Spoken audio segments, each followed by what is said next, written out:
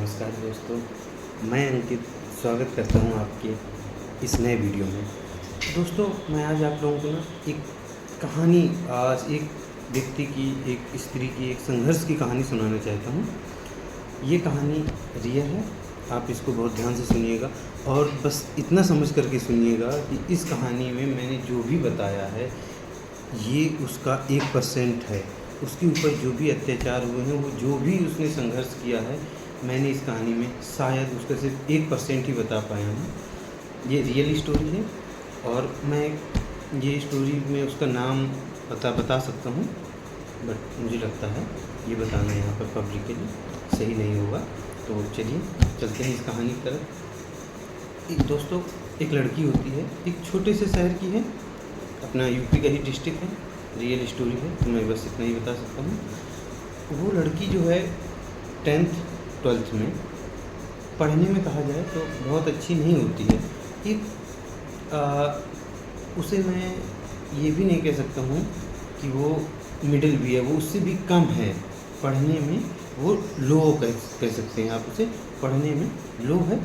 वो अपना घर के काम करती है, स्कूल पढ़ने जाती है, फैमिली अच्छी है, 2 बहन 1 भाई है फैमिली में, आराम से बढ़िया ज़िंदगी कट रही होती है उसकी। बस वो स्कूल जाती है और ये था कि बस हाई स्कूल इंटर ग्रेजुएशन कर लिया जाए, उसके बाद तो देखा जाएगा जो होता है। दोस्तों, क्या होता है, इसके बाद जब वो लड़की इंटर में थी तो उसको एक लड़के से प्यार हो जाता है, और प्यार भी ऐसी लड़के से होता है उसको जो हैंडीकैप्ड था, मतलब उसका एक पैर आधा कटा हुआ था, टांग से उसका एक पैर कटा हुआ था।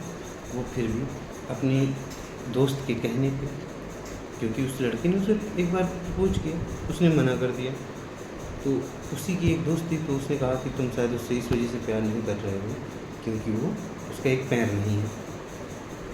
उसको ये चीज़ दिल में लगी, उस लड़की को जब ये बात दिल में लगी तो उसने उस लड़के से उनके प्रपोजल को एक्सेप्ट कर लिया। उसने कहा ठीक है, कोई बात नहीं। उसने सोचा कि ठीक है, कुछ दिन की बात है, चलेगा, कुछ नहीं, बातचीत होगी, ख़त्म हो जाएगा। लेकिन धीरे धीरे उन लोगों की बातचीत होने लगी। लड़की उस लड़के के एक बार घर भी गई, क्योंकि उस लड़के का घर जो था स्कूल के पास ही था, तो 1-2 बार उसके घर गई, उसकी मम्मी से मिली, उसे बहुत अच्छा लगा सब कुछ कि यार ये लोग बहुत अच्छे हैं, बहुत केयरिंग है, और शायद ये लड़का भी मुझसे बहुत ज़्यादा प्यार करता है। इसके बाद में क्या हुआ दोस्तों कि उसने अपने घर वालों को, लड़की ने बताया, देखो मैं उससे शादी करना चाहती हूँ। घर वालों ने मना किया कि वो परिवार ठीक नहीं है। दरअसल दोनों सेम ही कास्ट थे, तो जानते थे शायद, तो उन्होंने मना भी किया कि देखो बेटा, वो परिवार ठीक नहीं है, वो सही लोग नहीं हैं, आप उनसे शादी मत करो, और लड़का भी विकलांग है, तो आप कैसे कर सकती हो शादी। लेकिन उससे तो प्यार का भूत सवार था, उसने मना कर दिया कि नहीं, मैं तो करूँगी, उसी लड़के से करूँगी। घर वालों ने उसे कमरे में बंद किया, सब कुछ किया, लेकिन वो नहीं मानी। उसने अपनी जिद पर अड़ी रही, नहीं मैं उससे ही शादी करूँगी। ठीक है, तो पिता ने कहा ठीक है शादी कर लो, बट फिर मेरा रिश्ता तुमसे टूट जाएगा। लेकिन वो लड़की उस चीज़ के लिए भी मान गई कि ठीक है, मैं आपसे रिश्ता नहीं रखूँगी, लेकिन मुझे उससे शादी करनी है। ये उसकी एक जिद थी दोस्तों।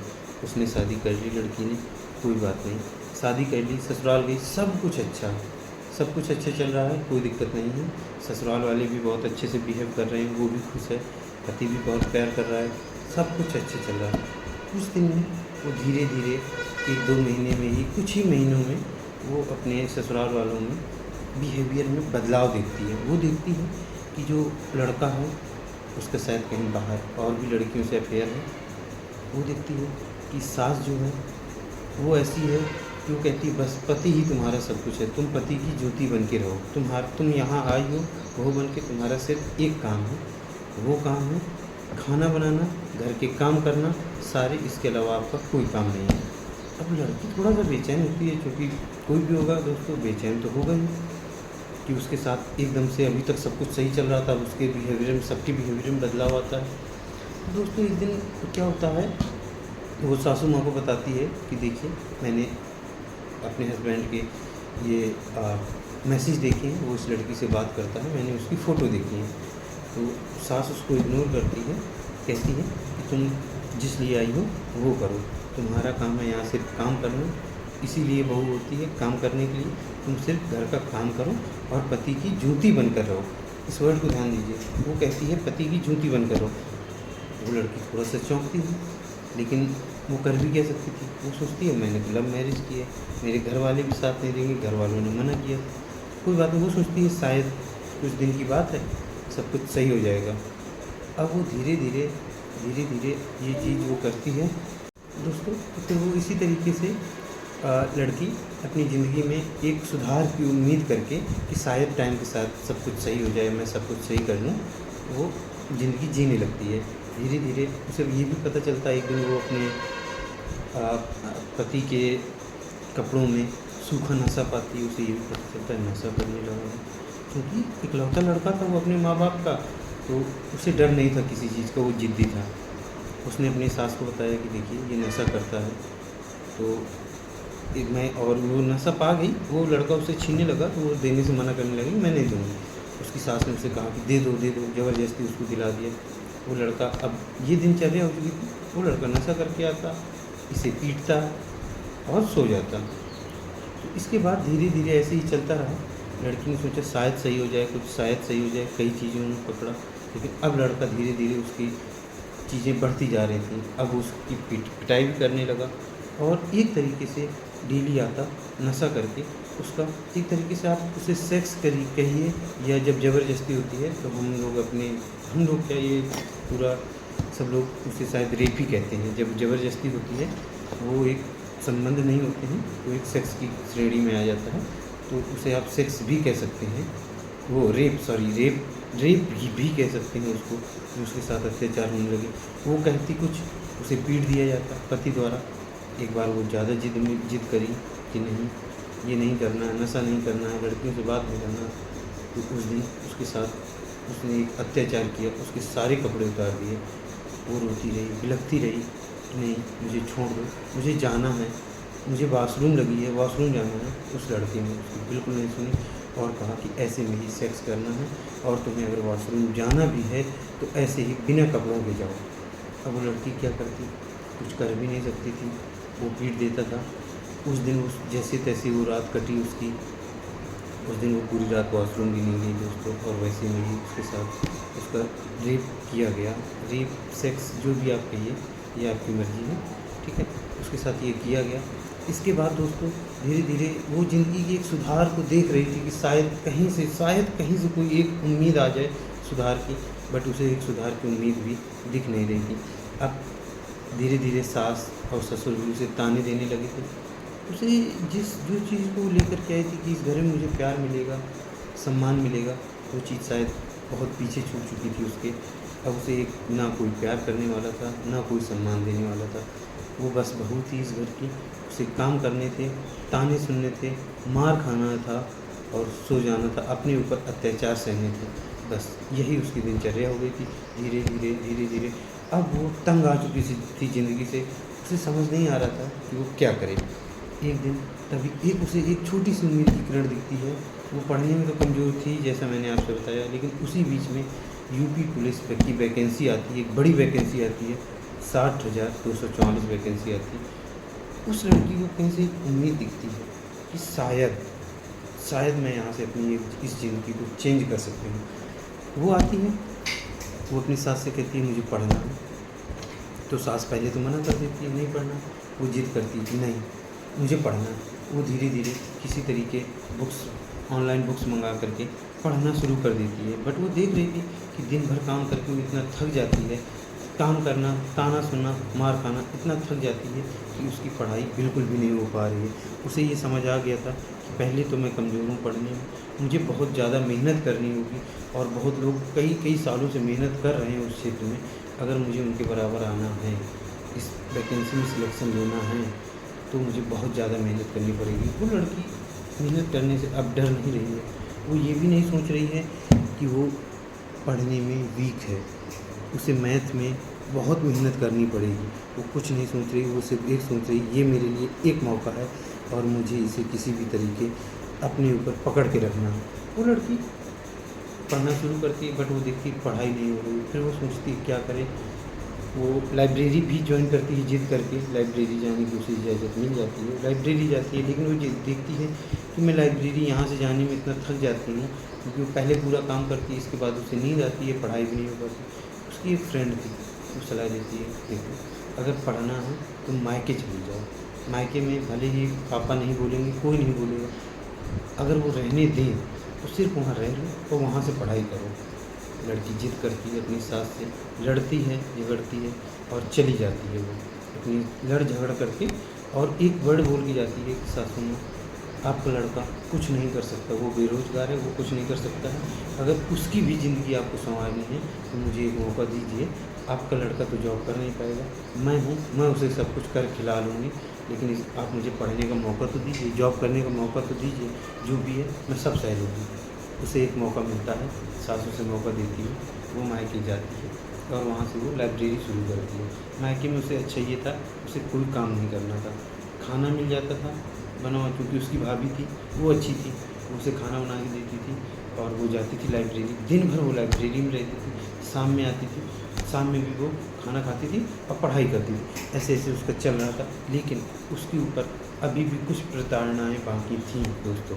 अभी भी वो जब लाइब्रेरी में होती, उसके पति का मन है वो आ जाता लाइब्रेरी में लेने, उसे गाड़ी लेके आता, चलो क्यों चलना है, क्या है रीजन, एक ही चीज़, सेक्स करना, ले जाता उसे दोस्तों लाइब्रेरी से, उसे ले जाता घर, वो जाती सेक्स करती, सेक्स होता उसके साथ, वापस आती, उसका मन बिल्कुल भी नहीं है सेक्स करने का, लेकिन उसे करना पड़ता, क्यों, वो पत्नी है। ये हमारी समाज की, आप मैं क्या कहूँ, ये यही हमारा समाज है कि वो पत्नी है, उसे दबा दिया जाता है, ठीक है, वो करती, वो ये भी चाहती कि ठीक है कोई दिक्कत नहीं है, मुझे पढ़ने का टाइम मिल रहा है, मैं पढ़ रही हूँ और शायद मैं कुछ कर भी लूँगी इसके सारे, यही मेरी ज़िंदगी बदल सकता है। वो आगे बढ़ती है, पढ़ती रहती है, अब उसका पेपर अच्छा जाता है, वो थोड़ा खुश होती है, वो सोचती है मेरे दिन बदलेंगे, अब उसका पेपर अच्छा जाता है दोस्तों।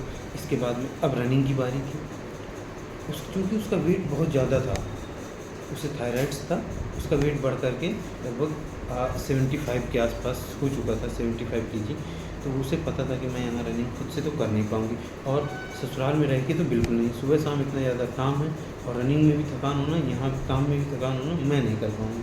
इसके बाद वो सास से रिक्वेस्ट करती है, हाथ में जोड़ती है कि मुझे बाहर जाने दिया जाए। पहले तो उसे मना कर दिया जाता है, फिर उसे इजाज़त दी जाती है एकेडमी ज्वाइन करने की, कि ठीक है, वो कहती है मैं आपको नौकरी ला के दूँगी, आपके बच्चे को राजा बना के रखूँगी, बस मुझे मौका दीजिए। उसे मौका दिया जाता है दोस्तों, वो जाती है एकेडमी में, वो बराबर मेहनत करती है, बराबर रनिंग में मेहनत करती है और उसकी रनिंग टाइम के अंदर आने भी लगती है। इसके बाद अभी भी उसका जो जीवन था ना, उतार चढ़ाव भरा शुरू से रहा है, अभी भी था। तो जब डॉक्यूमेंट वेरिफिकेशन होते हैं तो उसमें यूपीपी में मांगा गया था कि आपकी जाति में पिता पक्ष की जाति होनी चाहिए, लेकिन उसके पास पति पक्ष की जाति थी, उसने वही लगा रखी थी, उसको उठा करके ओबीसी से जनरल में डाल दिया जाता है दोस्तों। अब उसके नंबर पेपर में इतने अच्छे नहीं थे कि वो जनरल से क्वालिफाई कर पाए, उसे पता था कि जनरल में शायद नहीं क्वालिफाई कर पाऊँगी, ओबीसी लायक मेरे नंबर हैं, ओबीसी से मैं कंफर्म क्वालिफाई कर जाऊँगी। तो उसकी और फ्रेंडें थी, वो लोग भी साथ देती हैं कि यार तुम परेशान ना हो, चलो तुम लखनऊ चलो, वहाँ पे आवेदन दो, भर्ती बोर्ड चलो, सीएम के पास चलो, वो हर जगह जाती है दोस्तों, सीएम के पास जाती है, भर्ती बोर्ड जाती है, यहाँ तक वो कोर्ट में भी जाती है कि मुझे ओबीसी में ही रहने दिया जाए। सरकार उसकी बात सुनती है, सरकार को आभार व्यक्त करती है, सरकार उसकी बात सुनती है और उसे वापस से जांच करा करके क्या वो सही है, जांच करा करके उसे ओबीसी में डाला जाता है दोस्तों। उसकी रनिंग का नंबर आता है, उसी समय उसकी तबीयत ख़राब हो जाती है दोस्तों। वो तबीयत इतनी ख़राब हो जाती है कि उसकी पूरी बॉडी वीकनेस आ जाती है, उसे चलना भी मुश्किल हो रहा था, लेकिन उसके पास कुछ दोस्तों का बस एक ही कहना था कि तुम जाओ, तुम सिर्फ पूरे टाइम दौड़ना, इसके बाद तुम्हारी रनिंग निकलेगी, हमें तुम पे विश्वास है, तुमने बहुत मेहनत की है इस वैकेंसी के लिए और ये तुम्हें मिलना चाहिए, ये तुम्हारा हक है। वो जाती है दोस्तों, उसकी रनिंग झांसी में थी, पहला बैच था, वो जाती है, वो रनिंग करती है, अपनी पूरी ताकत से रनिंग करती है और लास्ट में आकर के गिर जाती है। सब लोग तालियां बजाते हैं, वहाँ जितने भी पुलिस वाले थे तालियां बजाते हैं उसके लिए कि तुमने इतना वज़न ले करके भी ये रनिंग पूरी कर ली है, तुम्हारी हालत नहीं थी फिर भी तुमने किसी भी तरीके से वो रनिंग पूरी कर ली है। वो रनिंग में पास होती है दोस्तों। अब उसे इंतज़ार था उस पल का कि कब रिजल्ट आए, कब ज्वाइनिंग हो और उसकी ज़िंदगी पूरी तरीके से बदल जाए, वो इस नरक से बाहर निकल जाए, वो ये चाहती थी। अब वो जाती है, तभी होली आती है, ख़ास होली के दिन उसका रिज़ल्ट आता है दोस्तों। जब उसका रिज़ल्ट आता है, वो खुश थी, बहुत खुश थी, शायद वो नाच कूद, वो कितना खुश थी। अब वो तो शायद वो भी बयान नहीं कर सकती वो कितना खुश थी, वो बहुत ज़्यादा खुश थी। वो अपने सारे दोस्तों को, सासू माँ को, सबको बताती कि मेरा हो गया, मेरा हो गया, मेरा हो गया। अभी मेडिकल बस बाकी था, तो फाइनल मेरिट पहले आ चुकी थी, क्योंकि इसमें मेडिकल बाद में होता है, तो मेडिकल बाकी था, कोई दिक्कत नहीं। वो खुश थी, बहुत खुश थी, लेकिन भगवान को उसे खुश देखना अच्छा नहीं लगता था ना। तो शाम तक आते आते उसके लिए एक और बुरी खबर आती है। उसका पति, जो उस टाइम भी सूखा नशा किए हुए था, धुत था, और जा कर के मथुरा में कहीं घूम रहा था, वहाँ गाड़ी से वो गिर गया है, ई रिक्शे से गिर गया है। वो गिरा, उसके सर में चोट आई, क्योंकि सर में हेड इंजरी हुई, उसे अंदरूनी चोट आई, उसकी ब्लड क्लॉटिंग हो गई। किसी को पता नहीं चला, ये हुआ कि नॉर्मल नशे में गिर गया है। उसे घर लेके आए, उसे घर में लिटाया गया। वो बेचारी उसकी सेवा में लग गई, सेवा कर रही थी, उसे पलटियाँ हो रही थी, उसे टॉयलेट हो रही थी, बिस्तर में ही उसे लेटरिन करा रही थी, टॉयलेट करा रही थी, सब कुछ करा रही थी। जब उसकी तबीयत बिगड़ और ज़्यादा धीरे धीरे बिगड़ रही थी, तब उसे दोस्तों ने सलाह दिया कि देखो, इसके हेड इंजरी हो सकती है और इसमें बहुत ज़्यादा चांस है कि इसे बड़ी दिक्कत भी हो जाए, बाद में दिमागी दिक्कत भी हो जाए। तो वो कह रही क्या करूँ। उससे कहा गया कि आप जाओ, इसे बड़े हॉस्पिटल में दिखाओ। वो अपनी सास ससुर से कहती है कि हम लोग इसे बड़े हॉस्पिटल में ले चलेंगे। ससुर कहता है इतना पैसा नहीं है कि मैं इसका पूरा इलाज बड़े हॉस्पिटल में करा पाऊँगा। तब वो कहती है कि ऐसा करो सासू माँ, मेरे पूरे जेवर आप बेच दीजिए, मगर इनका इलाज कराना है अच्छे हॉस्पिटल में। वो उसे गुड़गांव के सबसे अच्छे हॉस्पिटल मेदांता में ले जाती है, लेकिन वहाँ उसे भर्ती नहीं किया जाता है, वहाँ पे बेड नहीं मिलता है। उसके बाद वो एक दूसरे हॉस्पिटल में, वो भी एक अच्छे हॉस्पिटल में लेके जाती है, वहाँ उसे भर्ती करती है। वो कह चुकी थी सास से कि मेरी जेवर आप बेच दीजिए, लेकिन मैं इसका इलाज पूरा कराऊँगी। जब तक पैसा है, जब तक मेरी जान है, मैं इसका पूरा इलाज कराऊँगी। तो लेकिन उसकी थोड़ी सी यहाँ पे किस्मत अच्छी होती है। उसके जो ससुर जी थे, पहले फौजी थे, एक्स सर्विसमैन थे, उनके पास एक हेल्थ कार्ड था। उस हेल्थ कार्ड से उसके हस्बैंड का पूरा फ्री इलाज होता है। यहाँ पर वो उसके जीवन बच जाते हैं दोस्तों। इसके बाद उसका पूरा इलाज जब होता है, तो उसमें डॉक्टर ने कहा कि देखो, चोट बहुत ज़्यादा है, ब्लड क्लॉटिंग बहुत ज़्यादा हो चुकी है, इसका ऑपरेशन करना पड़ेगा, कुछ भी हो सकता है, इस जान भी जा सकती है। वो रिस्क लेने के लिए तैयार थी। वो करती भी क्या, नहीं इलाज कराती तब भी उसकी जान जा सकती थी। तो उसने कहा इलाज करा के ही सही, ऑपरेशन आप करिए डॉक्टर साहब। उसका पूरा सर यहाँ से यहाँ तक पूरा काटा जाता है, ऑपरेशन होता है। अब उसके पति का बिहेवियर चेंज हो चुका था, वो बच्चों की तरीके हरकत कर रहा था। उसका शायद दिमागी संतुलन खो चुका था थोड़ा सा, क्योंकि सर में चोट थी, तो ये हो सकता था। डॉक्टर ने भी बोला था, कहा भी था कि शायद इसे सही होने में 6 महीने भी लग जाए। वो बराबर 2 महीने तक अपने हस्बैंड को हॉस्पिटल में ले कर के रहती है, उसकी लेटरिन साफ़ करती है, उसको टॉयलेट कराती है, उसको नहलाती है, उसकी पूरी सेवा जो एक पत्नी को करना चाहिए और शायद आजकल नहीं करती। वो हर एक चीज़ जो एक माँ करती, उसकी माँ की तरीके उसकी सेवा करती है, वो पूरी सेवा करती है। लेकिन फिर भी उसे हॉस्पिटल, क्योंकि वो हंसमुख थी, वो सबसे हंस करके बोलती थी, उसके ससुर को वो चीज़ भी पसंद नहीं थी। वो उसे टोक देता था, उसे ताने देता था। वो थोड़ा सा परेशान होती थी, थोड़ी दोस्तों से शेयर करती थी कि यार ऐसी ऐसी दिक्कत है। दोस्त कहते थे कि ठीक है यार, सह लो, कुछ दिन की बात है, तुम्हें नौकरी लगने वाली है, शायद सब सही हो जाएगा। तो वो भी उस उम्मीद में कि मेरी नौकरी आएगी, ज्वाइनिंग हो जाएगी, तो शायद सब कुछ सही हो जाएगा। लेकिन वो धीरे धीरे अंदर अंदर अभी भी घुट रही थी, क्योंकि वो सब कुछ कर रही थी, सब कुछ अच्छा करना चाह रही थी, लेकिन अच्छा कुछ हो नहीं रहा था। पति की तबीयत दिनों दिन बिगड़ रही थी, और यहाँ से सास ससुर की था, जो सास हॉस्पिटल नहीं आना चाहती थी सही से। ससुर जी थे जो थे, वो ताने बराबर दे रहे थे, चूँकि हॉस्पिटल में थे। वो डॉक्टर को भी देखे, डॉक्टर से भी मिले, पति की पूरी सेवा करे, सब कुछ चल रहा था। धीरे धीरे उसकी ज़िंदगी कट रही थी। तभी आता है मेडिकल। मेडिकल होता है दोस्तों, क्योंकि मैंने नाम नहीं लिया ना, तो मैं एक चीज़ ज़रूर बताऊंगा, मैंने शहर का भी नाम नहीं लिया। मेडिकल आता है, तो मेडिकल आता है दोस्तों, तो क्या होता है, वो फिट थी पूरी तरीके से, उसकी आंखें भी सही थी, लेकिन डॉक्टर ने उसका कोई ना कोई बहाना लेकर के कि तुम्हारा आँखों का स्ट्रक्चर सही नहीं है, क्योंकि दोस्तों मैं भी यूपीपी में अभी सिलेक्टेड हुआ हूँ, मैंने भी देखा आँखों के स्ट्रक्चर चेक नहीं किया जाता है, आपका सिर्फ आँखों का विज़न चेक होता है कि आप 6/6 हैं या नहीं, उसका चेक होता है, उसका फिट निकलता है। लेकिन उसे कहा जाता है आपकी आँख के स्ट्रक्चर सही नहीं है, आप 1 लाख रुपये दीजिए। वो बंदी 1 लाख रुपये की व्यवस्था कहाँ से करती? वो फिर से सास ससुर के पास जाती है, रिक्वेस्ट करती है कि मेरी ज़िंदगी का सवाल है, आपके भी बच्चे की ज़िंदगी का सवाल है, कुछ करिए। तब ससुर जैसे भी करके उसे 1 लाख रुपये देते हैं, वो देती है दोस्तों, वहाँ देती है। इसके बाद में क्या होता है, पास होती है, चूँकि वो फिट तो पहले से ही थी, पास तो उसे होना ही था, वो पास होती है। इसके बाद वो जाती है वापस से हॉस्पिटल, अपने पति को लेके आती है घर, क्योंकि 2 महीने हो चुके थे। उसके पति को जब वो घर लेके आती है, उसकी तबीयत फिर से बहुत तेज़ बिगड़ती है। वो बेचारी फिर से तुरंत 2 दिन बाद, मेडिकल के जस्ट दूसरे दिन, वो फिर से लेके जाती है उसे हॉस्पिटल। फिर वो लगभग 15-20 दिन या 1 महीने हॉस्पिटल में वापस से रहती है। फिर जब थोड़ा सही होता है वापस से आती है। पति अभी भी उसे मारता है, वो कुछ करना चाहती, उसका कुछ काम भी करती है, थोड़ा सा कुछ भी, थोड़ा टाइम लग जाए या कुछ भी हो जाए, वो उसे लातों से मारता है। लेकिन वो ये सोच करके कि इसका मानसिक संतुलन अभी सही नहीं है, ये बच्चों के तरीके बिहेव कर रहा है, वो सब कुछ इग्नोर करती है। सास ससुर के ताने सुनती है। कभी कभी ऐसा होता है, बहुत लोगों के लिए खाना उसने बनाया और लास्ट में पता चला उसे ही 1 पराठा 1 रोटी मिल रही है। कहीं जा रही है सास ससुर, तो उसने पूरा कुकर भर के आलू वाले पराठा बनाया, लेकिन उसे बाद में पता क्या चलता है, उसे लास्ट में पता चला 1 पराठा होता। क्यों? सास ससुर बाहर जा रहे थे, सारे पराठे बांध लेगा, 1 पराठा हो। वो बंदी 1 पराठा खाती है, पूरा दिन गुजार देती है इंतज़ार में कि शायद एक दिन आएगा और ज़िंदगी मेरी सही हो जाएगी। इस वक्त वो बंदी अपनी ज्वाइनिंग जो 17 जून से है, उसका वेट कर रही है कि वो 17 जून आ जाए और शायद उसकी लाइफ में फिर से चेंजमेंट हो जाए। अपनी पति की सेवा कर रही है, सास के ताने सुन रही है, पति के बीच बीच में मार भी खा रही है और चल रही है उसकी ज़िंदगी एक इंतज़ार में कि ये यूपीपी की वैकेंसी उसे उसकी ज़िंदगी बदल देगी। नमस्कार दोस्तों, ये कहानी मैं यहीं समाप्त करता हूँ।